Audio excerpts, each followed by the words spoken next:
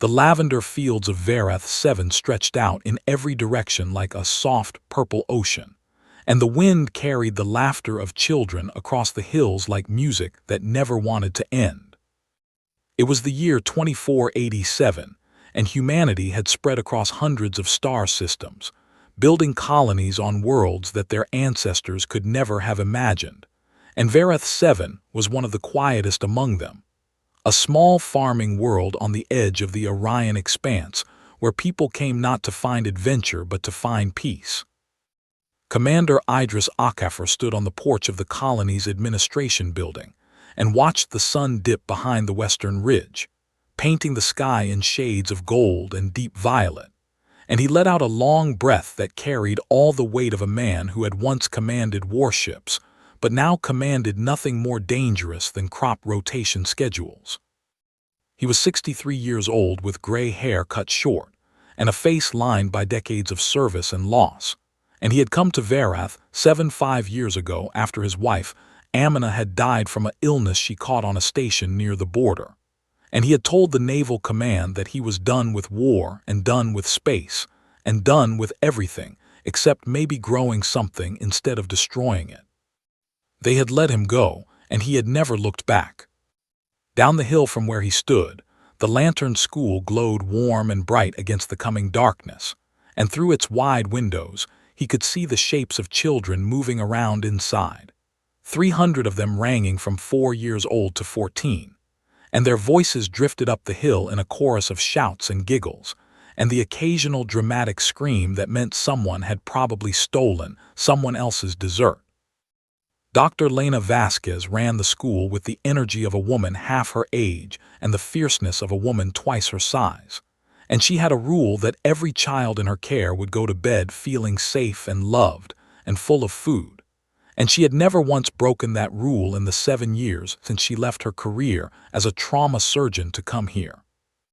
She had seen too much blood in her old life, too many bodies on operating tables that she could not put back together, and she had decided one morning that she would rather build young minds than stitch torn flesh.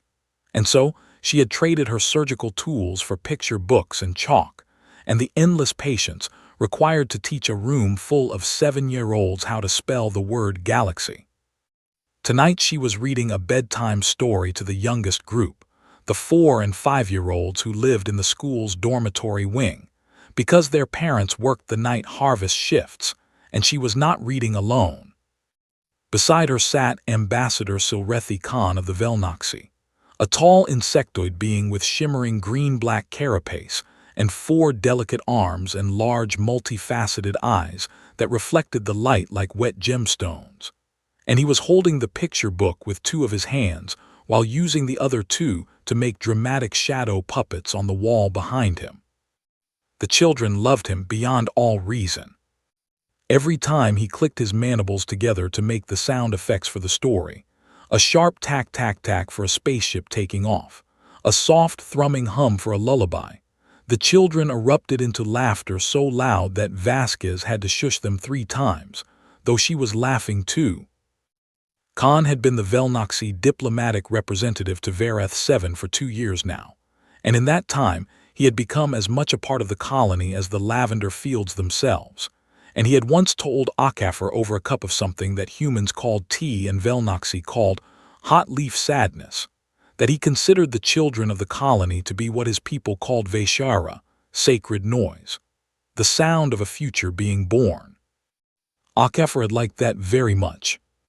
But Akafar also knew something that the children and the farmers and even Vasquez did not think about very often, which was that Verath 7 was alone out here on the edge of known space, and the nearest military outpost was 6 days away at full speed, and the colony's entire defense force consisted of 40 volunteers with rifles and a single orbital sensor array that was older than some of the teenagers in the school. It had never mattered before because nobody had ever cared about Verath 7, and that was exactly how Akafar liked it. But the galaxy was a big and restless place, and not every species in it shared the Velnoxy fondness for sacred noise.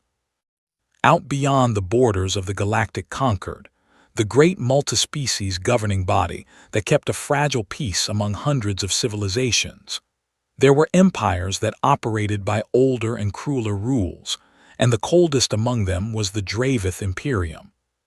The Draveth were reptilian in form, tall and scaled and sharp-eyed, with a society built on hierarchy and dominance and the absolute belief that the strong existed to use the weak. And they had spent centuries conquering smaller species not to destroy them, but to absorb them, stripping their populations for labor and their children for conscription into the Imperium's endless military machine. They called it the harvest, and they spoke of it the way a farmer might speak of pulling weeds necessary and without emotion.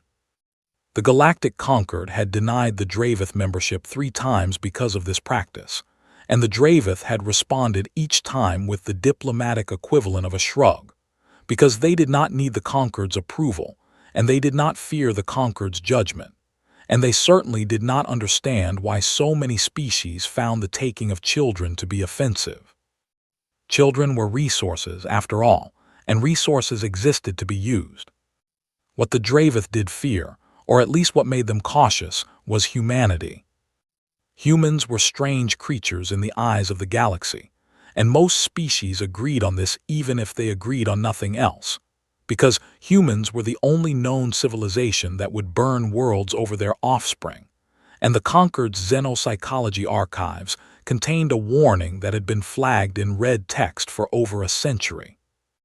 Do not threaten human young under any circumstances, as the species responds to such threats with a disproportionate and often civilization-ending level of collective violence that no diplomatic framework can contain or predict. The Draveth High Command had read this warning, and most of them had dismissed it as Conquered exaggeration, because they had conquered dozens of species and every single one of them had eventually submitted, and surely humans were no different despite their reputation. But the Draveth had also been careful to avoid human space, until now. A Draveth scout fleet had been mapping the edges of the Orion expanse for months, cataloging worlds and populations and resources, and when their long-range sensors found Verath 7, a small colony, far from military support, lightly defended, and containing hundreds of young biological specimens in prime conscription age. The report had gone straight to the desk of Warlord Kasrith Val, commander of the Draveth's 4th expansion fleet.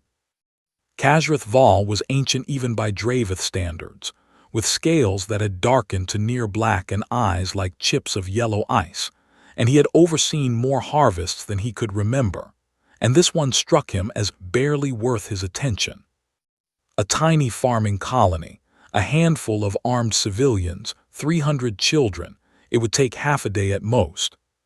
He gave the order without hesitation and without ceremony, the way someone might swat an insect. On the bridge of the colony's administration building, a sensor console beeped twice and then flickered in a way that made the night shift technician frown and lean forward in her chair, and she tapped the screen and watched as a cluster of signatures appeared at the edge of the system. Too many to be asteroids and too organized to be debris. She called Akefer on the comm. He arrived 3 minutes later, still pulling on his jacket, and he looked at the screen for a long moment with an expression that the technician had never seen on his face before, the expression of a man who had spent decades at war and recognized the shape of death even from a distance. "That is not a meteor cluster," he said quietly, and his voice carried a weight that made the room go very still. Outside the window, the lights of the lantern school glowed warm against the dark, and inside it 300 children slept without knowing that the stars above them had just become very dangerous. They came at dawn when the sky was still caught between night and morning, and the lavender fields were wet with dew, and the first thing they killed was the silence.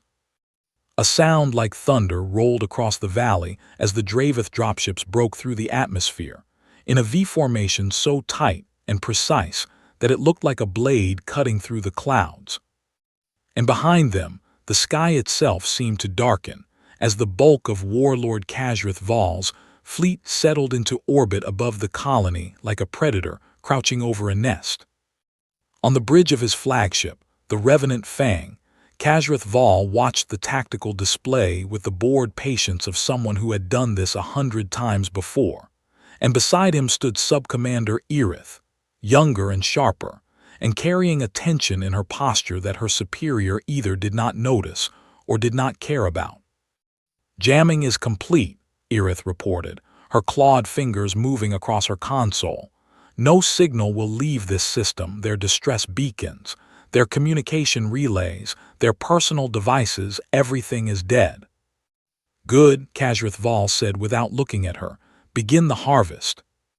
Down on the surface, Commander HFY had not slept, and he had spent the hours since the sensor contact organizing the only defense Verath 7 had 40 men and women with rifles and courage, and absolutely nothing else that could stop what was coming.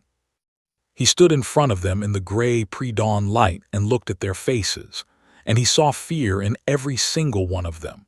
But he also saw something underneath the fear that made his chest tight with pride, because not one of them had run, and not one of them had hesitated when he called them.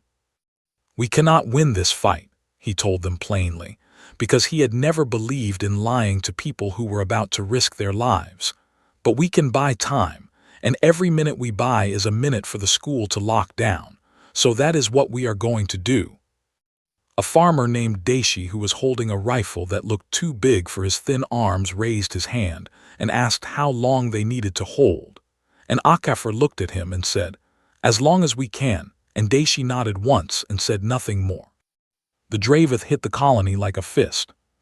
The first wave came in fast and armored and utterly without mercy. Reptilian soldiers in black combat gear pouring out of their dropships before the engines had even finished cycling down.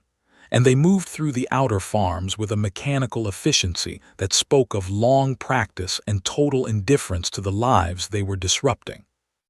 HFY's militia met them at the edge of the residential quarter, and for 11 terrible minutes they held the line with nothing but bolt-action rifles and the kind of desperate fury that only comes from defending your home. And 3 of them died in the first exchange of fire, and 5 more went down in the second. But the rest kept shooting and kept screaming and kept standing in the path of something they could not possibly stop. HFY himself took a plasma round to his left side that burned through his jacket and scorched the flesh beneath, and he staggered but did not fall, and he fired 6 more shots before a second round hit his leg and dropped him to the dirt. A young woman named Priya dragged him behind a wall and pressed her hands against the wound in his side, while the world exploded around them, and HFY grabbed her arm and said through gritted teeth, "The school. Tell me the school is locked down." And Priya nodded with tears running down her face and said, "Vasquez sealed it 10 minutes ago." Inside the Lantern School, Dr. Lena Vasquez had done exactly what she had drilled for and prayed she would never have to do. The moment the first explosion shook the windows, she had activated the emergency protocol, and within 4 minutes every child in the building had been moved to the underground bunkers beneath the school, reinforced shelters that HFY had insisted on building when the colony was first established, and which most people had thought were unnecessary on such a peaceful world. Vasquez stood at the top of the bunker stairs with a surgical laser in her hand, a tool designed to cut through bone and tissue with precision, but equally capable of cutting through other things. And she had positioned the 6 other teachers at various points throughout the building, each armed with whatever they could find. "Nobody gets down those stairs," she told them, and her voice was the voice of a woman who had once held a dying soldier's heart in her hands and squeezed it back to life, and there was no fear in it at all. The Draveth reached the school 20 minutes after the initial assault. 2 soldiers came through the main entrance, and Vasquez killed the first one with a single cut of the surgical laser across his throat before he even saw her, and she wounded the second badly enough that he retreated howling into the corridor, and for a brief and shining moment she thought they might actually hold.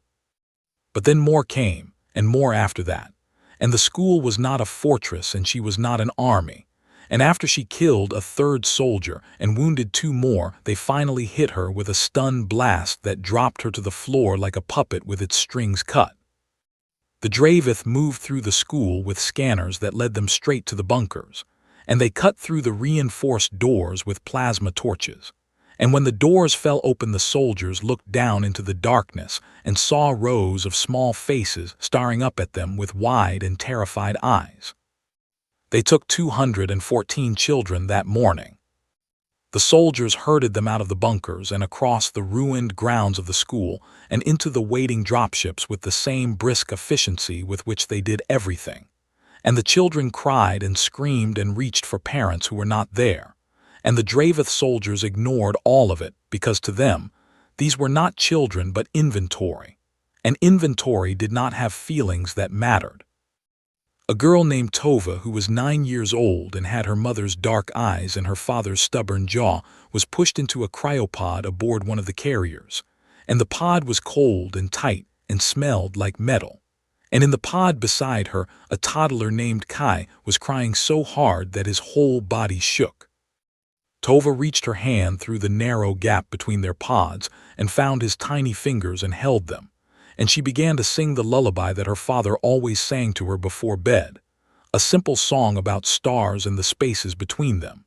And she sang it quietly and steadily, until Kai's crying faded to hiccups, and then to silence, and then to the deep, slow breathing of a child who had found something to hold onto in the dark. On the bridge of the Revenant Fang, Sub-Commander Verath watched the tactical feeds from the surface, and felt something move in her chest that she did not have a word for, something that sat between discomfort and dread, and she pushed it down the way she had been trained to push down anything that was not useful. Kazrith Val stood beside her and watched the same feeds with the satisfaction of a task completed on schedule. "The adults?" Verath asked. "Leave them," the warlord said, waving one clawed hand dismissively. "They can breed more. There is no strategic value in killing livestock when you have already taken what you came for." He said this the way someone might discuss the weather, and Verath looked at him and then looked away and said nothing. The Draveth fleet pulled out of orbit 3 hours after they had arrived, taking the children and leaving behind a colony that looked like it had been stepped on by something enormous. And in the wreckage and the smoke and the grief that followed, most of the colonists could do nothing but sit in the dirt and stare at the sky where their children had been taken. But one being had survived unseen. Ambassador Silrethi Khan had hidden during the attack, pressing himself flat against the underside of a collapsed roof section, where his insectoid camouflage made him nearly invisible against the dark debris. And he had remained motionless for 3 hours while his hearts pounded in a rhythm that his people reserved for absolute terror. When the Draveth ships were finally gone, he crawled out into the ruined colony and searched until he found Akafar lying against a shattered wall with blood soaking through the bandages that Priya had wrapped around his torso, and the old commander was conscious but barely, and in his right hand he was clutching a small shoe. A child's shoe, pink and scuffed and missing its lace. Khan knelt beside him and placed 2 of his 4 hands on Akafar's shoulders, and Akafar looked up at him with eyes that held a pain far worse than any wound and whispered, "They took them, Khan. They took our children." Khan clicked his mandibles once, a sound that in Velnoxy meant grief too large for language, and then he reached beneath his carapace and pulled out a personal subspace communicator, a device so old and low-powered that the Draveth jamming had not even registered it as a threat. He activated it and pointed it at the sky, and began transmitting a single message on a repeating loop, pushing the tiny device to its absolute limit, sending his voice out into the black void between the stars. "They took the children," his voice crackled across the frequency, thin and desperate and burning with something that sounded like holy rage. "They took the human children." The signal was weak and it was small and it traveled slowly, but it traveled far enough, and 14 hours later it reached a conquered relay station in the Ashimer system where a communications officer, a tall, 4-armed Rithani woman named Selen, was monitoring routine traffic.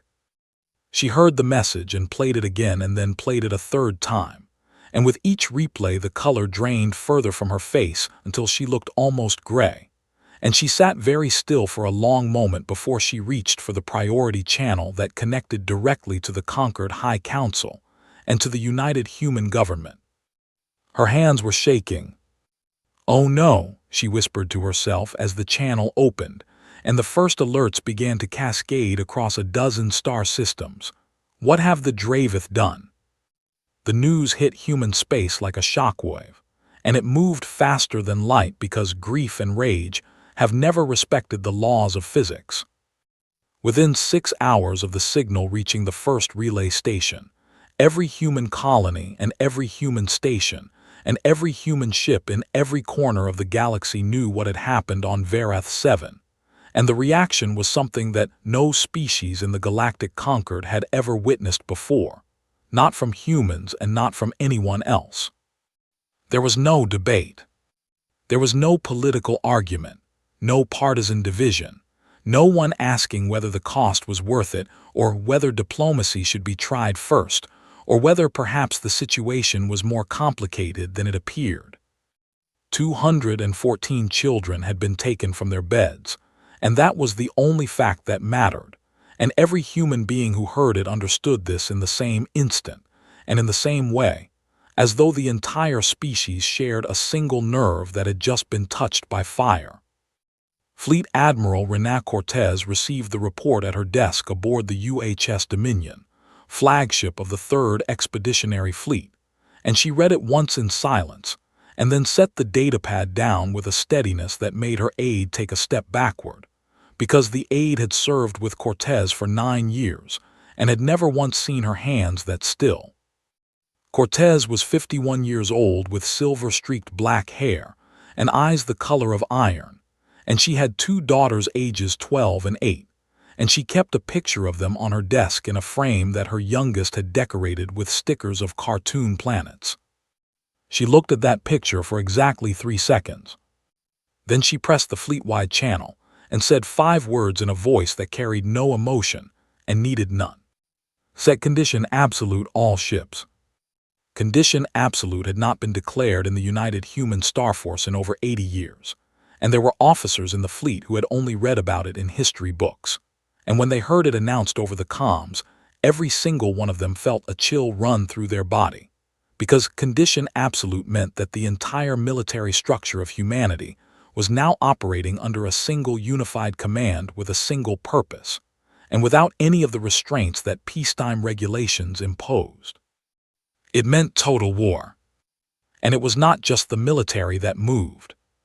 Across human space, something ancient and primal woke up in the civilian population, something that lived in the DNA of a species that had spent 100,000 years protecting its young from predators on a dangerous little planet called Earth, and that instinct did not care about politics or economics or the careful calculations of diplomacy.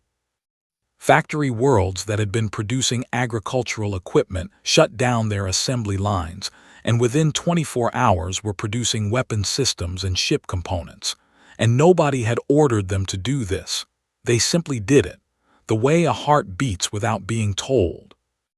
Civilian transport ships reported to the nearest military station and volunteered for service, and their captains did not ask what the mission was because they already knew, and retired soldiers by the millions pulled their old uniforms out of storage and found that the fabric still fit, even if it was tighter than they remembered. The scale of it was staggering, and it happened so fast that the Concord's intelligence services could not even track it properly, and a Rithani analyst who had spent 30 years studying human behavior stared at his screens and said to his colleague, "They are not mobilizing an army. They are mobilizing a civilization." On the floor of the Galactic Concord Assembly, the alien ambassadors watched the reports come in with a mixture of awe and genuine terror, because many of them had theoretical knowledge of what humans were capable of when provoked, but theory and reality were very different things, and the reality was breathtaking in its fury. The Telhari ambassador, a species known for their mathematical precision, calculated the rate of human mobilization, and then recalculated it because he assumed he had made an error. And when the second calculation matched the first, he stood up from his seat and left the chamber without saying a word. Several ambassadors from neutral species approached the human delegation and urged restraint and negotiation. And they spoke carefully and reasonably about the importance of diplomatic channels and proportional responses, and the dangers of escalation.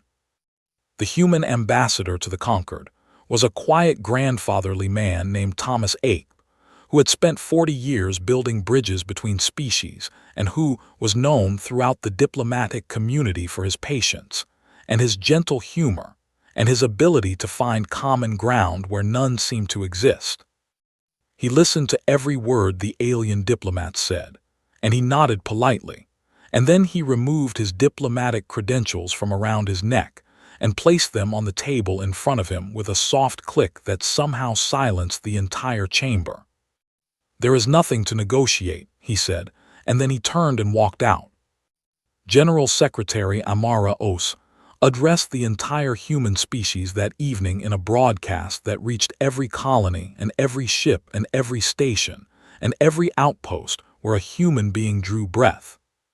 She stood behind a simple podium with no flags and no decorations, and she wore no symbols of office, and she looked directly into the camera with eyes that were wet but steady, and she spoke in a voice that did not waver. "By now you all know what happened on Verath 7, she began. "You know that the Draveth Imperium attacked a peaceful colony and took 214 of our children, our sons and daughters, our bobbies, and carried them away into the dark." She paused and took a breath that the microphones caught, and in that breath the listening billions heard a mother and not a politician. "To the Draveth Imperium I say this. You have made an error that no apology can fix, that no treaty can mend, and that no surrender can undo. You touched our children, and now every ship we have is coming. Every soldier we have is coming, and we will not stop until every child is home, and your ability to do this to anyone ever again no longer exists." She paused again. "To the galaxy I say this. Do not stand in our way, not because we threaten you, but because you know that if it were your children you would do the same." The broadcast ended, and across human space no one spoke for a long time, and then everyone moved at once. The response from the alien species of the conquered came swiftly, and it came in forms that surprised even the most experienced diplomats. The Rithani, tall, four-armed, and proud, had been humanity's allies for decades, and their response was immediate and absolute, as their ambassador simply transmitted a fleet deployment order to the human military command with a note that read, "Our ships are yours. Tell us where to point them."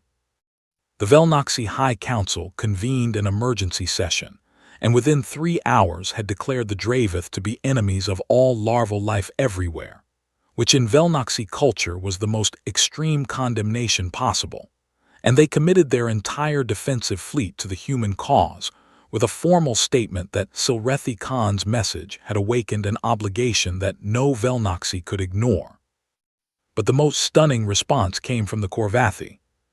The Korvathi were a warrior species who had fought a bitter war against humanity 60 years ago, a war that had ended in a draw that both sides called a victory and neither side had forgotten. And they were not allies, and they were not friends, and they had spent decades watching humanity with the wary respect of a predator that had met its equal. Their communiqué arrived on Admiral Cortez's desk without warning, and it read, "We were your enemies once, and we know what you are capable of when you are calm. We do not wish to imagine what you are capable of now. We will not stand in your way, and we have decided that we will walk beside you, because any species that fights this way for its young has earned the right to not fight alone." Cortez read it twice, and then forwarded it to every ship in her fleet without comment. Across the galaxy, species that had been neutral or even hostile to humanity quietly began moving their ships and their stations, and their people out of the path between human space and Draveth space. Because whatever was about to happen, they did not want to be caught in the middle of it. In the Draveth capital, the Imperium's intelligence service finally compiled a full report on the human mobilization and presented it to the High Command, and the numbers in the report made several senior officers shift uncomfortably in their seats. But Warlord Kasrith Val read it with the same lazy confidence with which he did everything. "They are emotional creatures," he said, flicking the report aside with one clawed hand. "They will posture and threaten, and eventually they will send diplomats to negotiate for the return of the specimens, and we will offer terms, and they will accept because that is what every species does." Subcommander Irith said nothing during the briefing, but afterward she went to her quarters and accessed the Concord's xenobiology archives, databases that the Draveth had obtained through espionage years ago, and she began reading everything she could find about humanity. She read about their evolution on a world where everything was trying to kill them, the predators and the weather and the diseases, and even each other. And she read about their wars, the ones they fought against themselves before they ever reached the stars, wars of such scale and such ferocity that the Concord historians who studied them had to invent new categories of violence. She read about the world wars and the atomic bombs, and the way human soldiers had charged into certain death, not for territory or resources, but for ideas and for flags, and for the people standing beside them. And she read about a human concept called scorched earth, which meant destroying everything you had rather than letting an enemy take it. And then she found a human proverb that had been translated into Galactic Common and flagged by a Concord analyst with a note that simply said, "Take this seriously." The proverb read, "Heaven has no rage like love to hatred turned." Irith sat in her quarters for a long time after reading that, and then she went to Kasrith Val's chambers and stood before him, and for the first time in her career, she spoke without being spoken to first. "Warlord," she said, and her voice was thin and strange, "I do not think they are coming to negotiate." Kasrith Val looked at her with his yellow ice eyes and said nothing. 3 hours later, the first ships of the 3rd Expeditionary Fleet dropped out of hyperspace at the border of Draveth space. 400 warships emerging from the void in perfect formation, with their weapons hot, and their shields up, and their running lights burning red, which in the human naval tradition meant that no quarter would be given, and none would be asked. And behind them, more signatures appeared on the Draveth border sensors, dozens, and then hundreds, and then thousands, ship after ship after ship dropping out of hyperspace in an endless cascade that filled the darkness with steel and fury. The Draveth border stations counted over 12,000 vessels before the sensors themselves were destroyed by the leading edge of the fleet, and the last transmission from the outermost station was a single word repeated 3 times in a voice that no longer sounded like it belonged to a soldier of the mighty Draveth Imperium. It sounded like it belonged to someone who had just realized that the universe contained things far more frightening than anything they had ever imagined. The word was impossible. The war lasted 11 days, and calling it a war was generous because a war implies that both sides have a chance of winning. On the first day, the human fleet hit the Draveth border fortifications with everything they had, and Admiral René Cortez employed a strategy that was so simple and so brutal that the Concord's military analysts who watched it unfold from a safe distance could not believe what they were seeing. There were no clever flanking maneuvers, no feints, no diversions, no attempts to draw the enemy out of position or exploit weaknesses in their formation. There was only the full and total weight of 12,000 warships crashing into the Draveth defenses like a river smashing through a dam. The Concord analysts later gave this strategy a name. They called it the Flood. And when they wrote their reports about it, they noted with a kind of horrified admiration that the humans had not even tried to minimize their own casualties, because ships that were crippled beyond repair did not retreat or surrender, but instead accelerated directly into the nearest Draveth station and detonated their reactors on impact. The Draveth had conquered dozens of species across centuries of expansion, and every single one of those species had fought according to rational principles of self-preservation. They attacked when they had advantage, and retreated when they did not, and surrendered when the mathematics of survival demanded it. Humans did not do this. Humans kept coming regardless of the cost, and the Draveth officers who commanded the border defenses discovered in the first hours of the battle that they had no tactical framework for fighting an enemy that genuinely did not care whether it lived or died, as long as the enemy died too. By the end of the third day, the entire Draveth border defense network had ceased to exist, and the human fleet poured through the gap like water through a broken levee, and spread across Draveth space in a dozen simultaneous thrusts, aimed at every military installation that intelligence had identified. But the fleet was not moving randomly. It was moving with purpose, and the purpose was the children.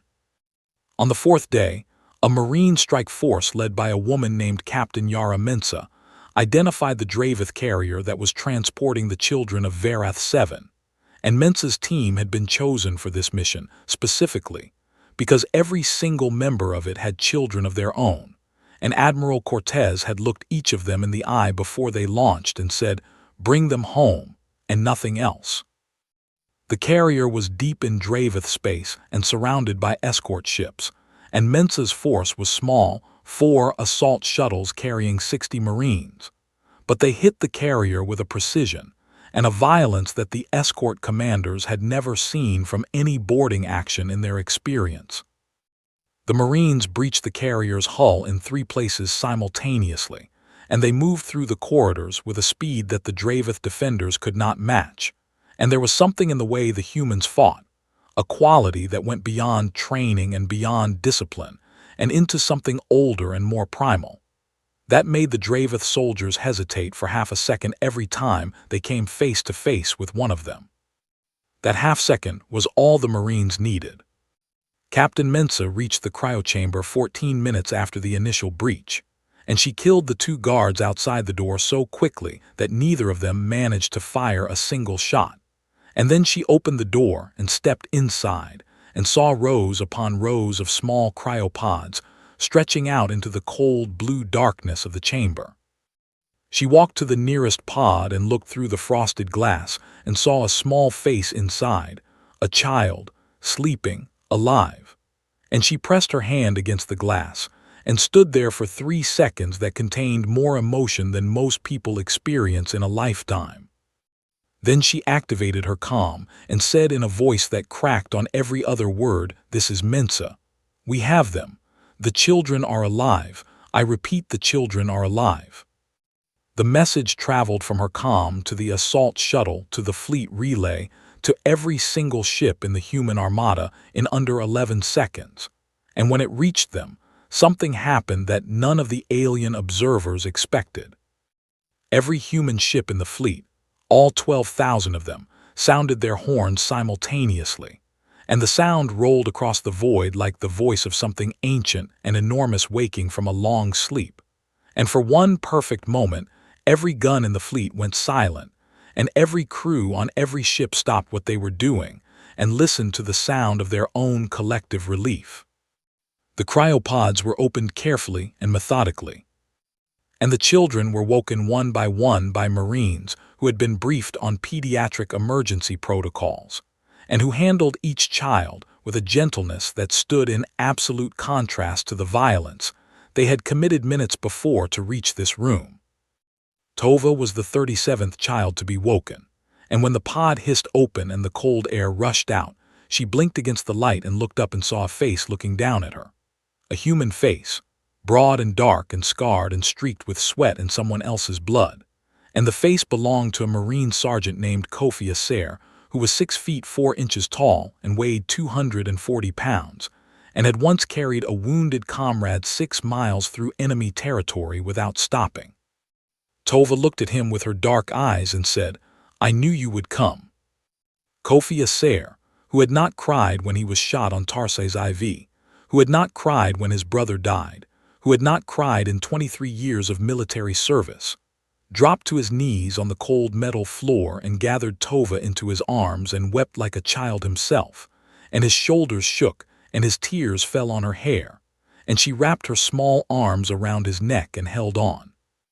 The children were safe, and many in the Galactic Concord expected humanity to stop. They did not. Admiral Cortez's orders arrived within the hour, transmitted to every ship and every commander with a clarity that left no room for interpretation. The children are secured, now dismantle their capacity. Every shipyard, every weapons factory, every military academy, every cryo facility that has ever held a stolen child of any species, all of it comes down. And so for the next 4 days, the human fleet methodically and systematically destroyed the Draveth Imperium's ability to wage war, not through genocide, not through the slaughter of civilians, not through the kind of indiscriminate violence that the Draveth themselves had practiced for centuries, but through the precise and total annihilation of every piece of military infrastructure that the Imperium possessed. Shipyards that had taken decades to build were reduced to debris fields in hours, and weapons factories that had armed the Draveth war machine for generations were turned to slag, and military academies where the conscripted children of conquered species had been forced to train were emptied and then leveled to the ground. The Draveth civilian population was not touched, and human ships flew past Draveth cities and Draveth farms and Draveth homes without firing a single shot at any of them. And this restraint confused the Draveth almost more than the violence did, because in their experience conquest meant destruction of everything, and they could not understand an enemy that was capable of total annihilation, but chose to stop at the line between military and civilian. On the 9th day, Warlord Kasrith Val rallied what remained of the Draveth military for a final stand above the Draveth homeworld, and he stood on the bridge of the Revenant Fang and addressed his remaining forces with a speech about Draveth supremacy and the eternal strength of the Imperium and the glory of dying in battle. The battle lasted 4 hours. The Revenant Fang was the last Draveth ship still fighting when the human Marines boarded it, and Kasrith Val met them in the corridors of his own flagship with a blade in each hand and the cold fury of a predator that knows it is cornered, and he killed 3 Marines before Captain Mensa found him. They fought hand to hand in a corridor lit by sparking wires and the red glow of emergency lighting, and Kasrith Val was fast and strong, and he had been killing since before Mensa's grandparents were born. But Mensa had something inside her that was older than skill and stronger than experience. Inside her helmet, taped to the visor where she could see it every time she looked forward, was a photograph of her daughter, a 4-year-old girl named Essie who had her mother's smile, and who had said, "Come home soon, Mama," the last time Mensa had held her. Mensa drove her blade through Kasrith Val's throat, and the warlord looked at her with his yellow ice eyes as the life drained from them. And in the last moment before the light went out of those eyes, Mensa saw something that might have been surprise, because in all his centuries of war and conquest and harvest, Kasrith Val had never truly believed that the things he took had anyone who would come for them.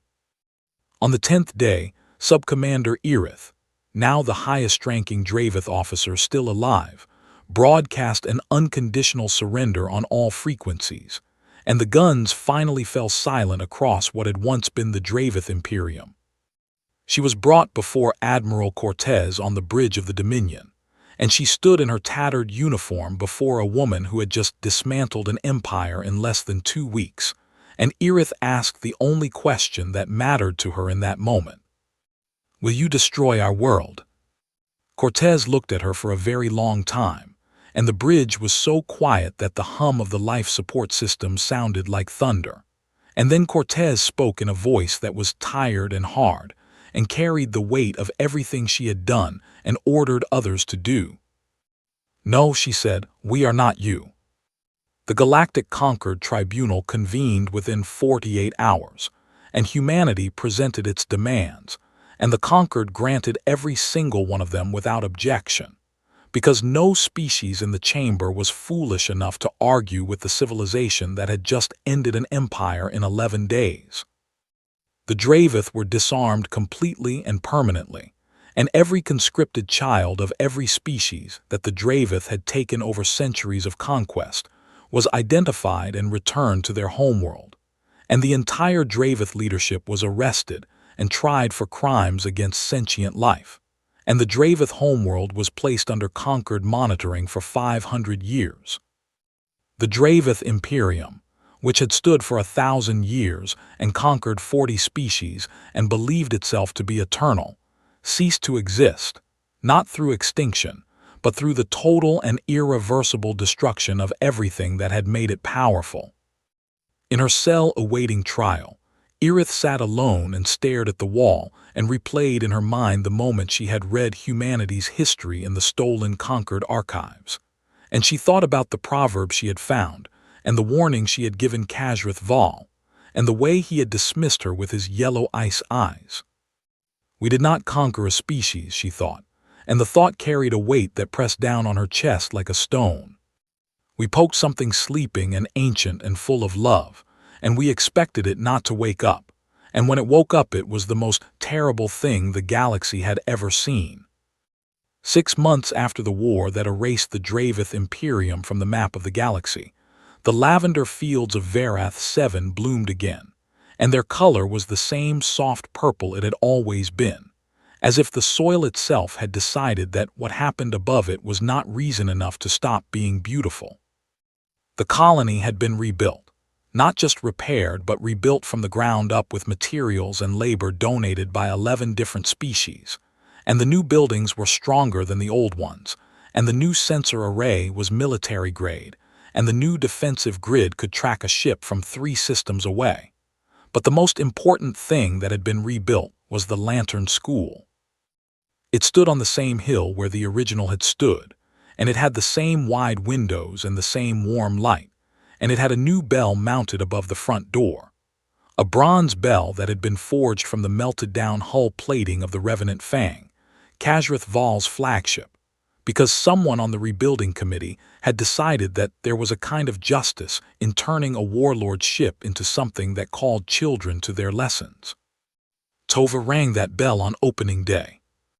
She stood on a small step stool because she was not quite tall enough to reach the rope, and she pulled it with both hands, and the sound that came out was clear and bright and carried across the valley like a voice, announcing to the universe that the children of Verath 7 were still here and still alive and still not afraid.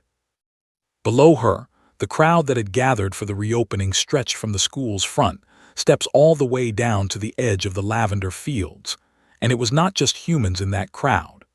There were Rithani and Velnoxi and Korvathi, and a dozen other species who had sent representatives to witness this moment, because what had happened here had become something larger than one colony and one school and one group of stolen children. It had become a symbol, and the galaxy does not forget its symbols easily. Commander Idris Akefer watched from the edge of the crowd, leaning on a cane that he hated and would probably need for the rest of his life, and the plasma burns on his side had healed into scars that pulled at his skin when he moved too quickly. But he was alive, and he was here, and that was more than he had expected on the morning the Draveth came. He watched Tova ring the bell, and he felt something warm and wet slide down his cheek, and he did not wipe it away because he was 63 years old, and he had earned the right to cry in public without apology. Beside him stood Dr. Lena Vasquez, who had spent 3 weeks in a medical facility recovering from the stun blast and who still got headaches when she was tired. And she had returned to the school the moment the doctors cleared her, and had thrown herself into the rebuilding with the same fierce energy she brought to everything. And she had personally designed the new underground shelters which were now deep enough and strong enough to survive an orbital bombardment. She had also kept the surgical laser, and she carried it in a holster under her jacket, and when someone had asked her why she still carried a weapon in a school, she had looked at them with eyes that dared them to ask again, and they had not. Ambassador Silrethi Khan stood near the front of the crowd, his green-black carapace polished to a shine that caught the sunlight and threw it back in little rainbow fragments. And he was surrounded by children who clung to his forearms and his legs, and who had to be gently peeled off him by their parents, so that other people could also say hello. The Velnoxy government had awarded him their highest civilian honor for his role in sending the distress signal that had reached the conquered relay station, and the human government had given him a medal too, a simple silver disc engraved with the words "for the children," and he wore both of them on a sash across his chest. But the honor he valued most was the one the children of the Lantern School had given him, which was the title of permanent guest reader. A position that came with no authority and no salary, and the absolute obligation to do funny voices during story time. He had accepted it with a formal Velnoxy bow, and a clicking of his mandibles that the children knew was a smile. In the weeks and months following the war, the Galactic Concord had done something it had never done before. It had passed a universal law by unanimous vote, without a single abstention or objection, and it had done so in record time because every species in the Concord understood that what had happened at Verath 7 could not be allowed to happen again, not to human children, and not to anyone else's children.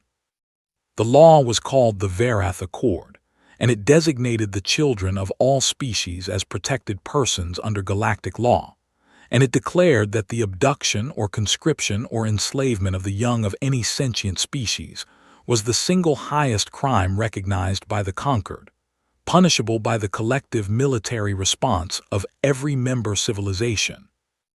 The law was formal and precise in its language, as laws must be, but the galaxy did not call it by its formal name. The galaxy called it the human rule, and everyone understood what that meant. It meant that humanity had drawn a line in the stars, and the line did not protect only human children but all children everywhere, and crossing that line meant facing the same thing the Draveth had faced, and no species in the galaxy was eager to test whether the result would be any different. Several civilizations that had previously kept their distance from humanity began seeking closer relationships in the aftermath of the war, and when a Korvathi ambassador was asked by a journalist why his people, former enemies of humanity, had chosen to support the human fleet, he had given an answer that was reprinted in every major publication across the Concord. Any species that loves its young that fiercely is a species worth standing beside, he had said, and any species that stops destroying when the job is done instead of continuing out of rage is a species that understands something about strength that my people are still learning. Dr. Vasquez had started something new in the months after the reopening, a galaxy-wide program to identify and rehabilitate children of other species who had been taken by the Draveth over centuries of conquest, children who had been forced into military service or labor or worse, children whose families had given them up for lost. The program found thousands of them. They were scattered across the ruins of the Draveth Imperium, in abandoned military facilities and decommissioned training camps and forgotten outposts on worlds that nobody had visited in decades, and they were found one by one and brought home one by one, and each homecoming was a story in itself. A Rithani child reunited with parents who had mourned her for 20 years. A Velnoxy larva returned to a hive that had kept his chamber empty and waiting. A Korvathi youth who did not remember his homeworld, but who stepped off the transport ship and breathed the air and felt something inside him recognize it. Vasquez oversaw every case personally, and she slept very little during those months, and when people told her to rest, she would look at them with those fierce, tired eyes and say, "There is one more. There is always one more," and they would stop asking. The trial of the Draveth leadership lasted 3 months, and Subcommander Irith was the key witness, and she testified against every officer and every official who had participated in the harvest, and she provided the locations of hidden conscription facilities that the conquered investigators had not yet found, and each location she revealed led to more children brought home. During her testimony, A conquered prosecutor asked her why she had chosen to cooperate so completely when she could have remained silent and protected her former comrades. Irith looked at the tribunal, a panel of judges from 12 different species, and she was quiet for a long time before she answered. "Because I watched a human soldier weep when he found a child alive," she said, and her voice was steady, but there was something broken underneath it. "He was enormous and covered in blood, and he had just fought his way through a ship full of my people. And when he saw that little girl, he fell to his knees and cried as though his heart had split open." She paused. "My people would never weep for a child. We took them and used them, and never once considered that they were anything more than material. And I watched that soldier hold that girl, and I understood for the first time what we had done and what we were. And I realized that this capacity to love something small and fragile so much that you would burn the galaxy to protect it. This was why we lost." She paused again, and when she spoke next, her voice was barely above a whisper. "Not because they had more ships, because they had more heart." The tribunal was silent for a long time after that. On a warm evening 6 months and 12 days after the war, Tova sat in a field of lavender on the hill above the colony and looked up at the stars. And the sky was so clear that she could see the bright band of the galactic arm stretching across the darkness like a river of light. She was 10 years old now, and she had grown 2 inches since the day she was taken, and she still sometimes had nightmares about the cold of the cryopod. But the nightmares came less often now, and she had learned that when they came, she could hold onto the memory of Sergeant Kofi Asser's arms around her, and the sound of his crying, and the way his tears had felt warm on her hair, and the nightmare would let go. Sitting beside her was a girl she had met that afternoon, a Rithani child named Selha, who was visiting Verath 7 with her mother, a conquered diplomat. And Selha was roughly Tova's age, with 4 arms and large dark eyes, and a curious way of tilting her head when she was thinking about something. They had spent the afternoon chasing each other through the lavender fields and trying to teach each other words in their respective languages, and now they sat side by side in comfortable silence and watched the stars come out one by one. After a while, Selha turned to Tova and asked a question that her mother had told her not to ask, but which she could not help asking because she was young, and the young do not know how to leave questions unasked. "Are humans really as scary as everyone says?" Tova thought about this for a moment, and she thought about Commander Akafer standing on his porch watching the sunset, and she thought about Dr. Vasquez reading bedtime stories, and she thought about Khan clicking his mandibles while children laughed. And she thought about a giant marine crying on his knees on a cold metal floor because he was so happy she was alive. And then she smiled, the kind of smile that starts slow and gets bigger, and carries the warmth of someone who knows something important that most of the galaxy is still figuring out. "Only if you are mean to kids," she said. Selha laughed, and Tova laughed too, and the sound of their laughter drifted across the lavender fields and up into the darkness where the stars hung ancient and cold and impossibly far away. But between the 2 children sitting in the grass, the universe felt very small and very warm and very safe. Across 1,000 worlds, in 100 languages, the lesson had been written into the laws and the histories and the bedtime stories that parents told their children before sleep. And the lesson was always the same no matter how it was told. You could challenge humanity's borders and they would negotiate. You could insult their leaders and they would shrug. You could even destroy their ships and they would rebuild them and bear no lasting grudge. But their children were the line. Their children were the bright and burning center of everything they were, the reason they built and explored and reached for the stars in the first place.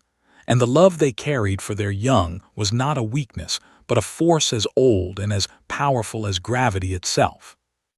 Cross that line, and the universe would remind you, with fire and steel, and the unstoppable fury of a species that had crawled out of the mud of a small blue world, and clawed its way to the stars with nothing but stubbornness and love, that some things in this galaxy are sacred, and sacred things are not to be touched.